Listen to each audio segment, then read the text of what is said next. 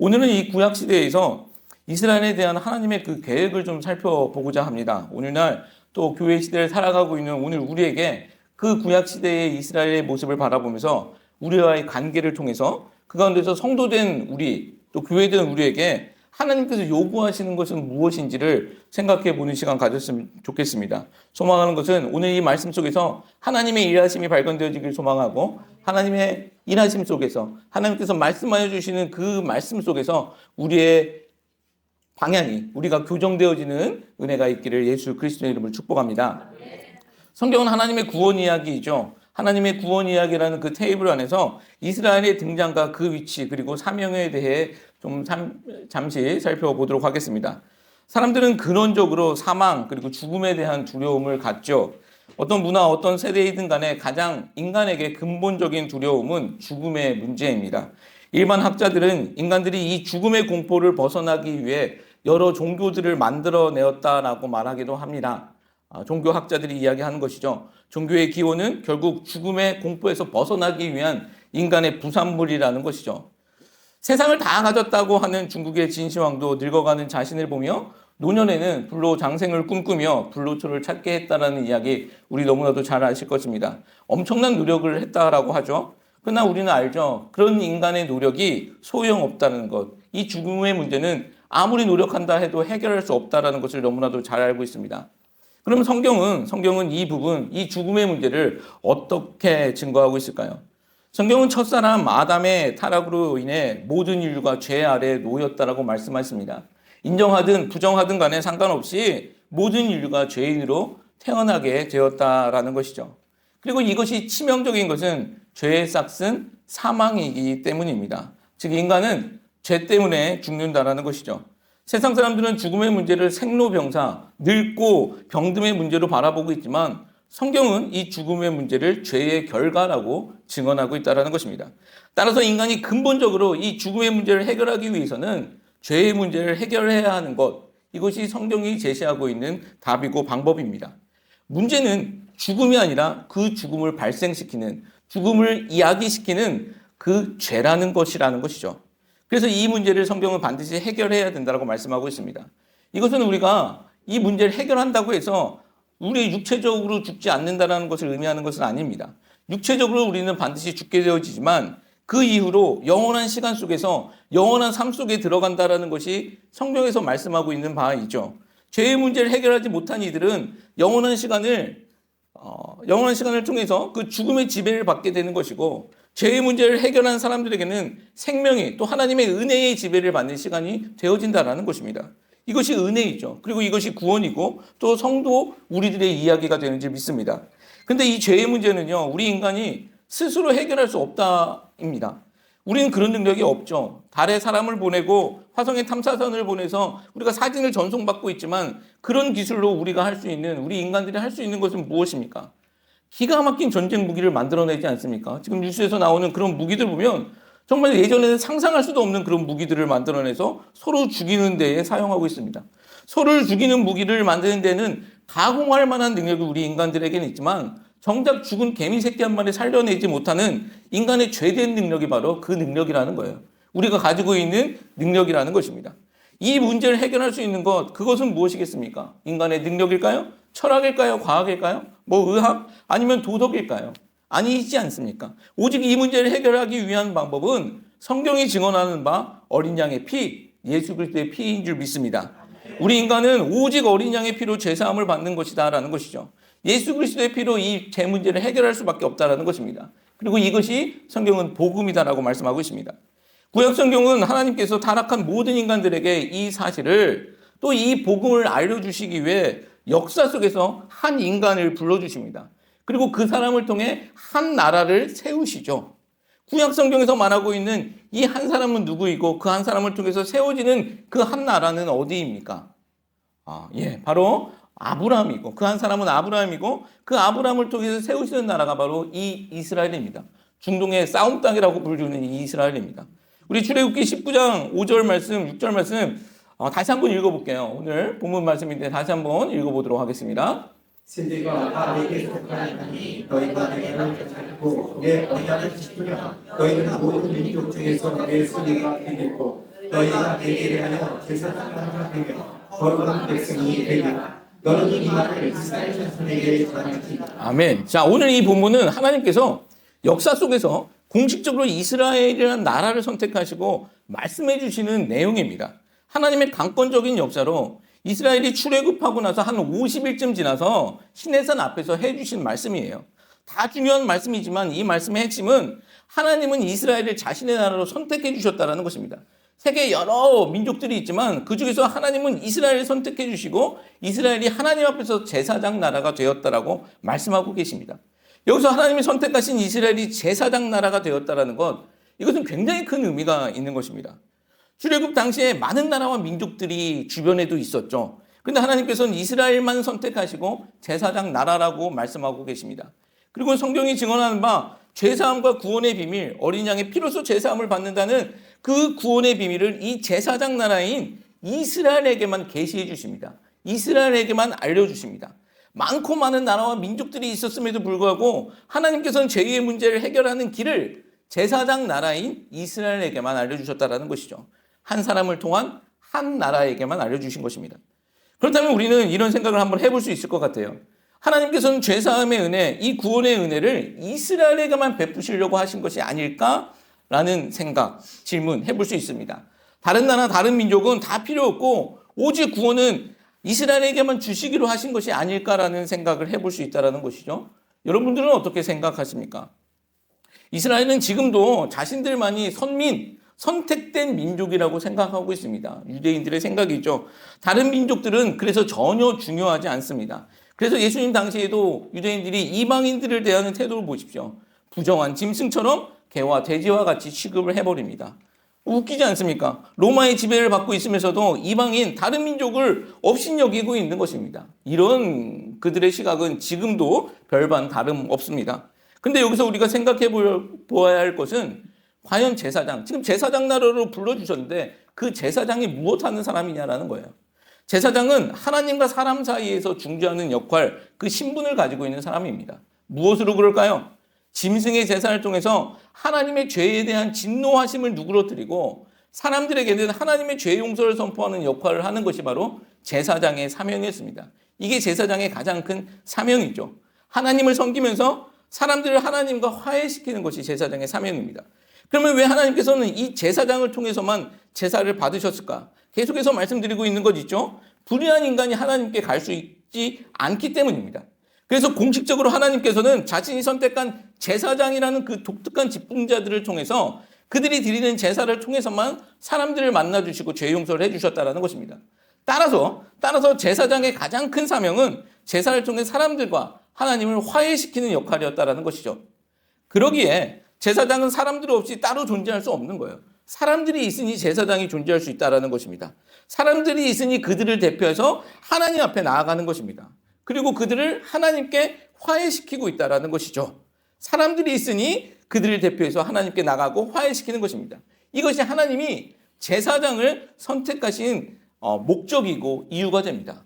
자, 그렇게 생각하고 다시 한번 이스라엘로 돌아가 보셨으면 좋겠습니다. 하나님이 이스라엘을 제사장 나라로 선택하신 그 이유가 무엇이겠습니까? 이스라엘만 구원하고자 원하시는 것이 하나님의 목적이었을까요? 다른 민족들을 다 무시하고 이스라엘만 선택하신 것일까요? 5절 말씀 보십시오. 첫 부분 뭐라고 써 있습니까? 세계가 다 누구 거라고 이야기하고 있습니까? 내 거, 하나님의 거라는 것입니다. 하나님께서 소유권, 세상의 모든 민족과 나라에 대한 소유권을 주장하시면서 이스라엘 향해서 그러나 너희가 나의 제사장 나라가 될 거라고 말씀하고 계시다라는 것입니다. 이것은 이스라엘이 제사장의 사명을 가지고 다른 나라와 다른 민족들을 하나님께 돌이키게 해야 한다라는 제사장의 사명 선언문과 같은 것입니다. 그것을 그들이 착각했다라는 것이죠. 이스라엘, 내가 너를 선택했으니 다른 나라 상관 말고 너희만 나와 잘 살자. 너희만 내가 구원해 줄게 라고 하나님의 계획이 처음부터 그럴 거라면 어디 다른 나라, 다른 민족 없는 태평양 한 무인도 같은 그 섬 가운데 이스라엘을 보내주시고 거기서 확장시키시면 되는 거죠. 그렇죠. 그 나라만 생각하면 그러면 된다는 것입니다. 근데 오히려 가장 문제 많은 지역, 지금 팔레스틴 땅, 얼마나 문제 많은 땅입니까? 그곳에서 이스라엘을 불러주시고 그곳으로 집어넣으십니다. 지도 한번 보여주실래요? 지도 보시면 네모박스 안에 빨갛게 점으로 쳐놓은 것, 이것이 바로 이스라엘입니다. 이스라엘의 지리적 특징을 보면요. 이스라엘은 굉장히 작은 나라라고 말씀드렸죠. 한국의 강원도만한 작은 나라입니다. 근데 세계 지도상으로 보면 세계의 정 가운데에 있습니다. 남쪽으로는 어디가 있습니까? 아프리카 대륙이 있고요. 북쪽으로는요. 유럽이 있습니다. 또 동쪽으로는요. 아시아가 있습니다. 정중앙에서 만났다라는 것입니다. 그래서 역사 속에서 끊임없이 충돌이 발생해질 수밖에 없는 그런 위험한 땅 가운데 지금 가나안이 그 이스라엘이 존재하고 있습니다. 3대륙이 만나는 지역, 뭐 문제가 있을 수밖에 없겠죠. 유럽에서 아시아로 진출하거나 아프리카로 진출하려면 반드시 가나안 땅을 거쳐야 합니다. 또 아프리카에서 유럽과 아시아 땅으로 진출하려면 가나안 땅 거쳐야 돼요. 반대로 이 모든 일들이 겹칠 수밖에 없는 그런 곳에 하나님은 가나안을 이스라엘을 보내주셨다라는 것입니다. 왜 이렇게 많은 나라들 가운데서 이렇게 복잡하고 또 어려운 일들이 많을 것 같은 그런 지역에 하나님께서는 이스라엘을 그 땅 가운데 심어두셨을까요? 바로 제사장 사명을 감당하는 나라로 그 세계 중심 가운데 서기를 원하셨던 것입니다. 주위의 많은 나라들을 대표해서 그 가운데서 제사장 사명을 감당하고 그 많은 나라와 민족들을 하나님께 돌이키게 하는 사명이 하나님의 선택 가운데 있었다라는 것입니다. 이게 이스라엘을 제사장 나라로 부르신 목적이다라는 거예요. 여러분, 그런데 이스라엘의 문제가 무엇인지 아시겠습니까? 이스라엘은 하나님의 선민이 맞죠? 하나님이 불러주셨으니 하나님의 선민입니다. 근데 그들이 그 선민의 목적, 부르신 목적을 그들이 망각해버린 것입니다. 우리만이 아니라 우리를 통해서 세계를 하나님께 돌이키게 해야 한다라는 그 하나님의 목적을 망각합니다. 그러니 문제들이 생기게 되어졌다라는 것이죠. 자, 여기서 한 가지 더 질문을 드려볼게요. 이스라엘이 선민으로 선택받게 된 근거, 선택받게 된 이유는 무엇일까요?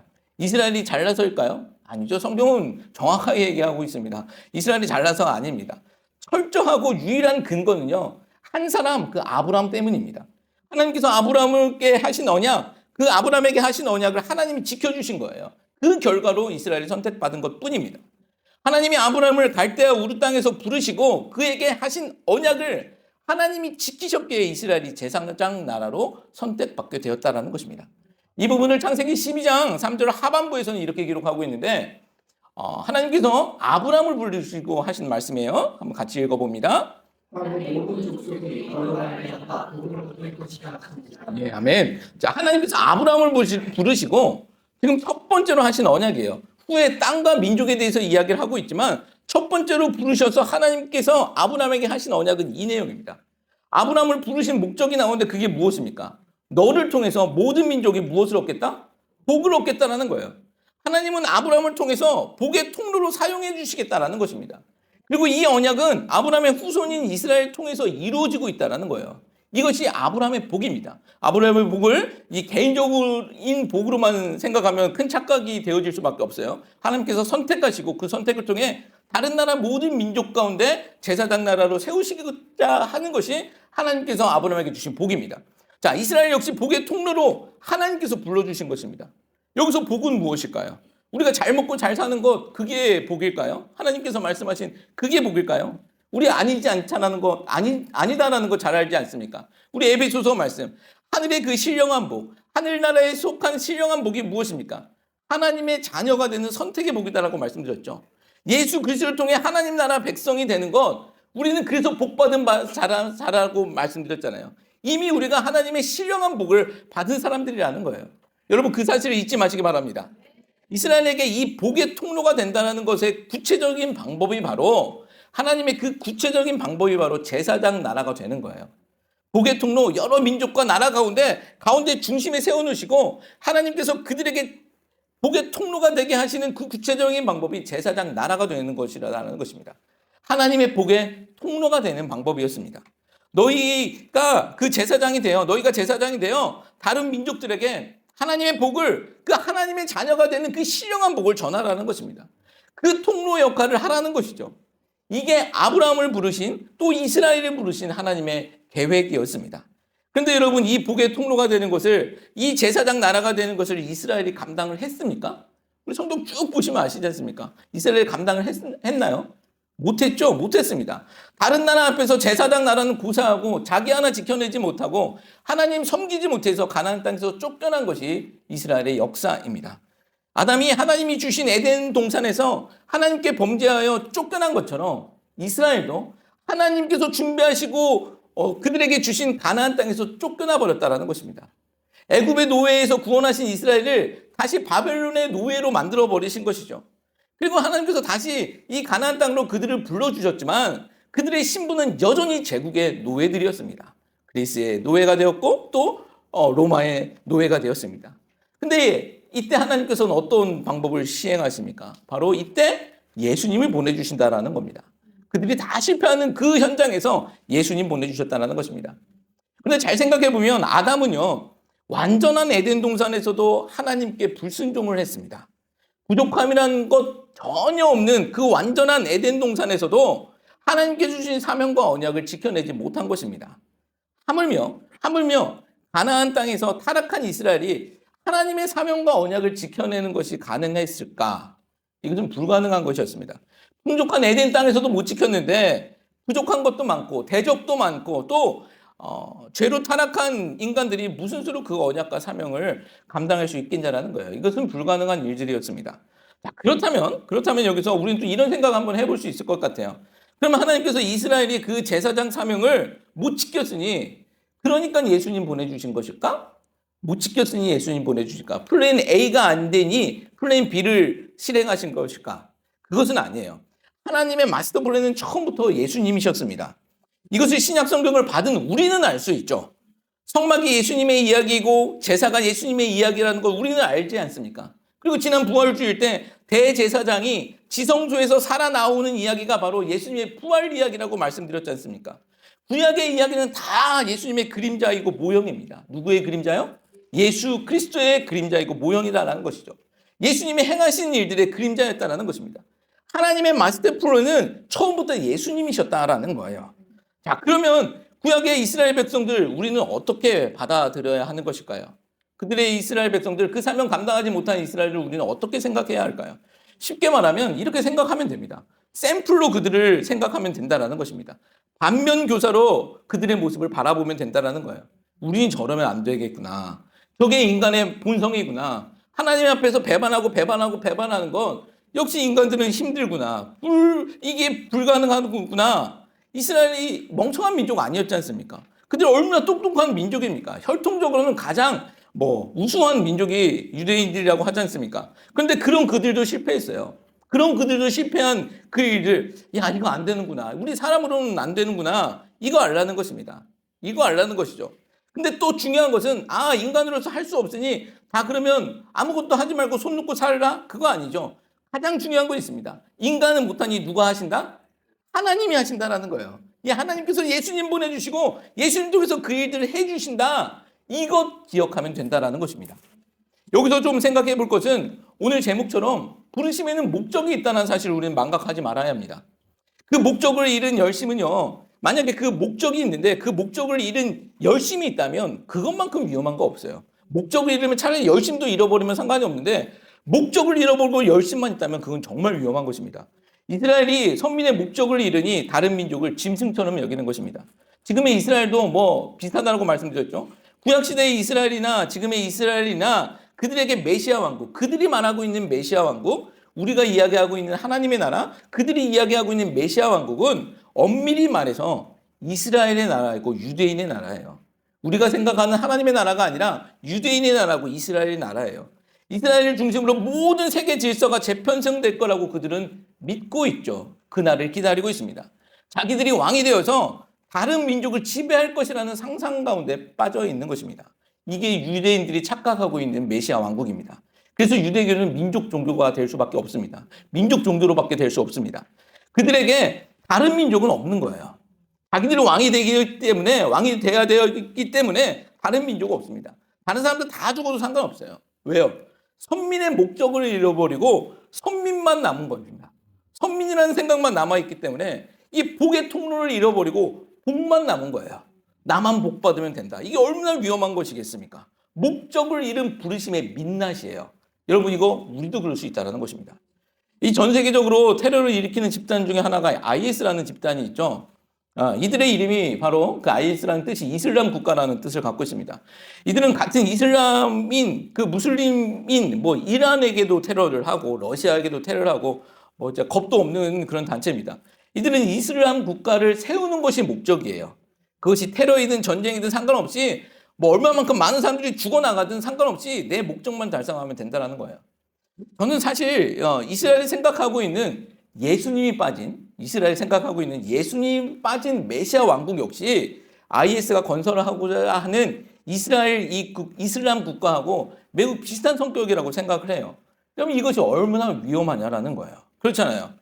이스라엘 사람도 샬롬이라고 인사하고 무슬림 사람들 살람이라고 인사합니다. 비슷하죠? 뜻은 다 평화라는 뜻이라고 말씀드렸잖아요. 샬롬, 살람. 그렇게 이야기하면서 서로 절대 지지 않고 싸우려고 하는 그 모습 속에서 어떻게 평화가 올 수 있냐는 거예요. 아무리 평화 외쳐도 절대 평화 올 수 없습니다. 여러분, 예루살렘에 진정한 평화가 도래하려면 이스라엘도 예수님 믿는 방법밖에 없습니다. 그렇죠? 다른 방법 없다라는 겁니다. 어떻게 보면 이스라엘이 제일 불쌍한 민족이기도 해요. 제일 먼저 하나님의 계시를 받은 민족임에도 불구하고 그들이 얼마나 혈통적으로 똘똘한 민족입니까? 그렇잖아요. 전 세계 인구 0.2%, 1,500만 명밖에 안 됩니다. 근데 그들이 세계를 지배한다는 거 다 아시잖아요. 노벨상의 20%를 따고 뭐 아이비리그의 교수진의 40%가 유대인이라고 그러잖아요. 그러나 그들이 우매한 것, 그렇게 혈통적으로 똘똘한 민족임에도 불구하고 우매한 것은 참된 실제이신 예수님을 거부했기 때문입니다. 목적을 잃어버리니 그 하나님의 그 마스터 플랜까지 다 잃어버리고 거부할 수밖에 없죠. 수천 년 동안 짐승 제사만 드려놓고서 이제 실체이신 세상의 어린 양이신 예수님의 참된 제사는 받아들이지 못하는 거예요. 짐승 제사는 수없이 드려놓고서 어린 양으로 오신 그 예수 그리스도의 참된 제사는 거부했다라는 거예요. 어떤 분들은 이스라엘에게 하나님께서 특별한 은혜를 주실 것이라고 말씀하시는 분들도 있어요. 근데 저는 솔직히 잘 모르겠습니다. 그러나 확실한 것은 이스라엘도 예수님 믿어야 구원받는다라는 사실입니다. 이스라엘의 회복만이 아니라 우리는 모든 민족의 복음을 위해 기도해야 되는 것이죠. 사실은 이스라엘 회복을 위해서 기도하는 것이 아니라 이스라엘의 복음화를 위해서 기도하는 것이 맞습니다. 우리는 그것을 놓고 기도해야 하는 것입니다. 자, 그러면 좀 더 생각해 보면 구약 시대에 이스라엘에게 주신 사명은 어떻게 된 것일까요? 분명히 제사장이라는 사명을 주셨는데 그 사명은 어디로 어떻게 되어진 것일까요? 베드로전서 2장 9절 말씀이에요. 우리 베드로 사도는 친절하게 이렇게 우리에게 말씀하고 있습니다. 그러나 너희도 택하신 족속이요 와 같은 제사장들이요 거룩한 나라요 그의 소유 같은 백성이니 이는 너희를 어둠 데서 불러내어 그의 기이한 인체에 들어가게 하신 이에 아름다운 것을 선포하게 하려 하시니 아멘. 우리 중요하니까 한 번만 더 읽어볼게요. 그러나 이제 택하신 족속이요 와 같은 제사장들이요 거룩한 나라요 그의 소유 같은 백성이니 이는 너희를 어둠 데서 불러내어 그의 기이한 인체에 들어가게 하신 이에 아름다운 것을 선포하게 하려 하시니 너무나도 중요한 말씀이에요. 이 말씀 가지고 몇 주 동안 설교할 수 있는데 오늘은 짧게만 보겠습니다. 신약 성경 속에서 이 베드로 사도의 말씀이에요. 오늘 출애굽기 본문과 오늘 읽었었던 그 출애굽기 본문과 아주 비슷하죠. 핵심의 내용은 똑같은 것입니다. 너희가 세상에서 하나님의 택함을 받았고 너희가 세상 속에서 제사장이 된다라는 것입니다. 지금 그 대상만 바뀐 것이죠. 구약에서는 이스라엘 민족이었고 신약에서는 누구를 말하고 있는 것입니까? 이 말씀은 성도된 우리, 교회된 우리에게 하신 말씀입니다. 교회된 우리가 하나님 앞에서 제사장이 되었다라는 것입니다. 자, 그러면 우리가 잊지 말아야 할 건 무엇입니까? 바로 우리를 선택하신 그 목적을 잊지 말아야죠. 이스라엘이 그것 때문에 실패한 거 아닙니까? 우리는 그거 잊지 말아야 하는 것입니다. 앞에서도 말씀드렸잖아요. 제사장이 어떤 일들을 감당합니까? 하나님 앞에서 혼자 설 수 있는 사람들이 아니에요. 하나님을 섬기면서 사람들과 하나님 사이에서 화해를 하는 역할, 그것을 감당하는 것이 제사장이라고 말씀드렸잖아요. 구약의 제사장들은요, 짐승의 피로, 짐승의 제사로 하나님과 인간들을 화해시켰습니다. 그러면 오늘날 제사장 된 우리는, 교회된 우리는 어떻게 그 인간들을 하나님과 화해시킬 수 있을까요? 더 이상 우리에겐 짐승의 피 필요 없다는 거 잘 아시죠? 왜요? 실제이신 어린 양의 피가 이미 뿌려졌기 때문이다라는 것입니다. 예수님께서 십자가에 돌아가시고 부활하심으로 영원하시고 완전한 제사를 단번에 이루셨기 때문이다라는 거예요. 여러분, 이 간혹 기독교인들 중에서 짐승의 제사 회복에 대해서 이야기하시는 분들이 있지만 그거 굉장히 잘못된 것입니다. 예수님의 구속사역, 예수님의 십자가를 무시하는 결과밖에 못 가져와요. 자, 그러면 오늘날 제사장 된 우리는 무엇을 해야 할까요? 그 십자가의 제사 앞에, 완전하고 온전한 예수 그리스도의 십자가의 제사 앞에 사람들을 이끌고 나와야 된다는 것입니다.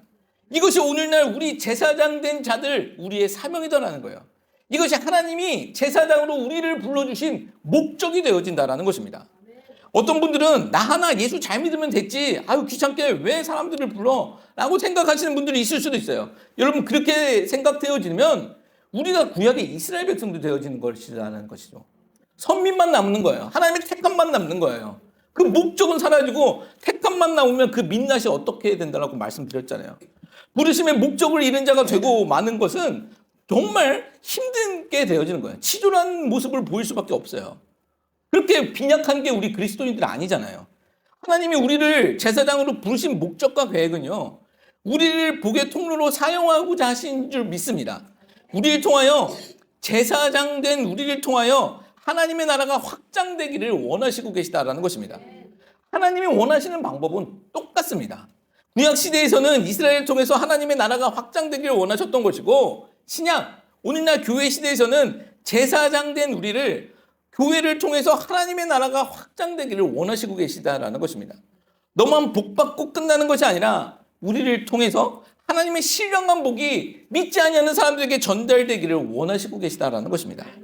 베드로전서 2장 9절 다시 한번 보십시오. 구약 시대에서 이스라엘이 그 사명을 오해하자 신약에서는 우리 베드로 사도의 입을 통해서 친절하고 정확하게 이렇게 말씀하고 있지 않습니까? 이는 너희를 어두운 데서 불러내어 그의 기이한 빛에 들어가게 하신 이의 아름다운 덕을 선포하게 하려 하십니다.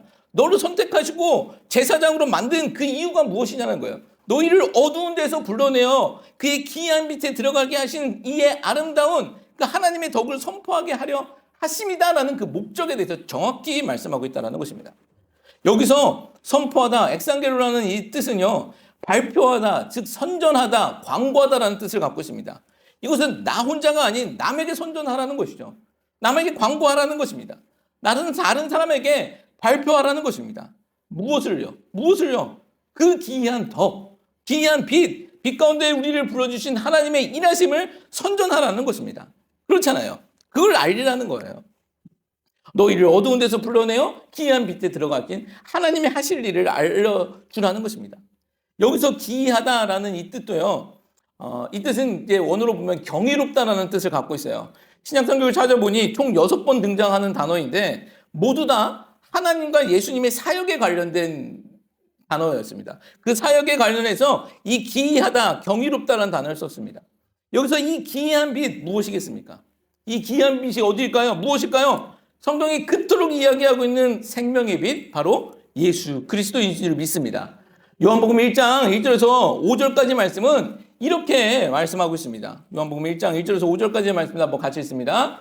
대초에 말씀이 계시니라. 이 말씀이 하나님과 함께 계셨으니 이 말씀은 곧 하나님이시니라. 그가 대초에 하나님과 함께 계셨고 만물의 그로 말미암아 지음바 되었으니 지은 것이 하나도 그가 없이는 된 것이 없느니라. 그 안에 생명이 있었으니 이 생명은 사람들의 빛이다. 빛이 어둠에 비치되 어둠이 깨닫지 못한다. 아멘. 자, 아담 이후 죄 가운데 있는 사람들에게 생명의 빛이 비춰지지만 어둠에 있는 사람들이 깨닫지 못했다라는 겁니다. 그래서 영원한 죽음의 문제를 해결할 수 없는 인간들인데, 그런데 하나님께서는 왜 은혜인지 그들 중에 일부를 생명의 빛으로 인도하셨죠. 이게 오늘 우리의 이야기인 줄 믿습니다. 우리를 생명의 빛, 그 예수님 안으로 인도해 주신 것입니다. 이것을 하나님의 놀라운 덕이라고, 그 덕이라고 이야기를 하고 있죠. 이것을 너 혼자만 알지 말고 전하라, 선포하라, 자랑하라. 그래서 그들을 초대하라라고 말씀하고 있는 거예요. 이것이 오늘날 제사장으로 교회를, 또 우리를 불러주신 사명과 목적이 되는 줄 믿습니다. 자, 말씀을 정리하겠습니다. 제사장, 부르심에는 목적이 있다라는 제목으로 하나님 말씀 증거했습니다. 목적을 잃은 열심만큼 위험한 것은 없다라고 말씀드렸죠. 하나님은 이스라엘을 세계 여러 나라 중에서 제사장 나라로 부르셨습니다. 선택하셨습니다. 근데 그 목적이 무엇입니까? 하나님과 다른 나라들을 화해시키는 것, 그것이 그들의 목적이었습니다. 근데 그들이 그 목적을 망각하죠. 그리고 선택된 민족이라는 것만 남아버린 것입니다. 우월감만 남아버렸습니다. 제사장은 백성들을 위해서 봉사하고 희생해야 하는 것입니다. 근데 이스라엘 보십시오. 힘이 있을 때는 세상 나라처럼 힘으로 군림하고 정복하려 했습니다. 그러니 더 힘이 센 민족 앞에 무너지고 마는 것입니다. 이것이 제국의 논리예요. 힘의 논리잖아요. 이것이 힘이 지배하는 세상의 이치입니다. 하나님께서 그런 세상의 이치 가운데 던져놓으신 거예요. 그러자 어떤 일들이 벌어집니까? 더 큰 힘, 더 큰 제국의 힘 앞에 무너져 버리지 않습니까? 여러분, 이런 일들은 우리 기독교 안에서도 일어났었습니다. 중세의 십자가 운동 한번 생각해 보십시오. 힘으로 정복하려고 했습니다. 그렇잖아요. 힘으로 정복하려고 했습니다. 이것이 역사 속에서 얼마나 큰 과오로 남습니까? 얼마나 큰 아픔이 됩니까? 수치와 조롱거리가 되었다라는 거예요. 이거는 방식이 잘못된 것입니다. 자, 그러면 오늘날 제사장은 누구일까요? 말씀드렸죠? 하나님은 우리 성도들에게, 교회들에게 왕 같은 제사장이라고 불러주셨습니다. 우리는 구약의 이스라엘처럼 실패하지 말아야 한다는 것이죠. 그 목적을 잊지 말아야 된다는 것입니다. 그 목적이 무엇입니까? 우리만 복받고 잘 살아라? 이거 절대 아닙니다. 그건 굉장히 큰 착각입니다. 우리를 통해서 하나님의 나라가 확장되기를 원하시는 하나님의 목적이 있다는 사실을 잊지 마시기 바랍니다. 그럼 어떻게 하나님께서는 그 나라를 확장시키기를 원하실까요? 우리 제사장된 우리를 통해서 어떻게 확장되기를 원하시는 것일까요? 힘으로 그럴까요? 이스라엘처럼, 아니면 중세 기독교처럼 한국 뉴스를 보면 막 어디 광장에 십자가 들고 나가서 깃발을 흔드는 그런 식으로 힘과 세력으로, 그렇지 않습니다. 예수님이 뭐라고 말씀하십니까? 예수님은 너희가 세상의 빛과 소금과 빛이 되라고 말씀하고 있습니다. 소금과 빛이죠. 순서가 중요합니다. 소금처럼 먼저 녹아야 되는 것입니다. 그랬을 때 그 기이한 빛이 비출 수 있는 발광체가 된다는 거예요. 여러분, 우리가 빛을 발광하는 발광체, 그 발광체는 아니에요. 우리는 반사체예요. 하나님의 그 기이한 빛, 하나님이 보내주신 생명의 빛, 그 예수 그리스도를 비추는 그 반사체가 되어진다는 거예요. 어느 때? 우리가 녹았을 때 가능하다는 거예요. 그 생명의 빛 가운데로 초청하는 것, 그리고 그 생명의 빛 가운데로 하나님 알지 못하는 자들을 초청하는 것, 이것이 제사장의 사명입니다. 우리 베드로 사도 이야기하는 것이 무엇입니까? 왕 같은 제사장이래요. 여러분, 왕이니까 우리가 힘으로 군림해야 될까요? 아니죠. 힘으로 정복하는 것, 그 왕이 이야기하는 거 아닙니다. 예수님께서 이 땅에 왕으로 오셨잖아요. 예수님이 힘으로 군림하셨습니까? 천군 천사 동원해가지고 뭐 로마 병정 다 무찌르고 그런 식으로 왕이 되셨나요? 아니잖아요. 섬기는 종으로, 또 죽는 왕으로 이 땅에 오셨던 것처럼, 여러분, 우리가 제사장의 그 사명을 감당하기 위해서는 우리가 섬김에 죽어야 된다는 거예요. 예수님께서 끊임없이 십자가의 길을 이야기하시는 것이 무엇입니까? 사실 오늘날 우리 교회의 문제가 무엇입니까? 십자가의 길을 이야기하면서 그 길 안 걸으니까 문제되는 거잖아요. 그렇잖아요. 더 우리 알아주기를 원하고 힘으로 한번 눌러보자라고 한번 힘과 힘으로 부딪혀버리면 지금 이스라엘과 그 이슬람의 그런 모습으로밖에 부딪힐 수밖에 없다라는 거예요. 여러분, 하나님께서 말씀하신, 예수님께서 말씀하시는 그 십자가의 길을 통해서 세상 많은 사람들에게 그 기이한 빛을 증거할 수 있는 귀한 우리 제사장의 사명 감당할 수 있는 우리들 되었으면 좋겠습니다. 그런 우리가 교회 되기를 예수 그리스도의 이름으로 축복합니다.